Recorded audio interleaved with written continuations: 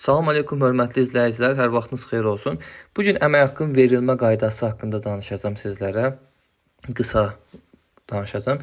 Əmək Məcəlləsinin 174-cü maddəsi ilə və nağdsız hesablaşmalar haqqında qanunvericiliklə tənzimlənir əmək haqqı verilmə qaydası.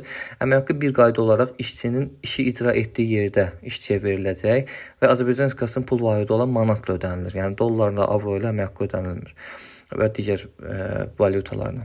Əmək haqqı işçinin istəyi ilə onun bankdakı hesabına və ya nağd şəkildə işçinin ünvanına göndərilə bilər və yaxud da işçi iş yerində onu götürə bilər. Amma nağd şəkildə əmək haqqının alınması istisnalar var. Ancaq pərakəndə ticarət, ictimai iaşə, yəni restoranlar, qida sektoru və xidmət sahəsində çalışan işçilərin şirkətin dövrəsi əgər 200 mini aşmayıbsa, bu zaman həmin işçilərə əmək haqqı nağd şəkildə ödənilə bilər. Amma şirkət ƏDV ödəyicisidirsə və digər sahələrdirsə artıq onunla nağdsız hesablaşmaq lazımdır. Yəni bank hesabına köçürülməlidir.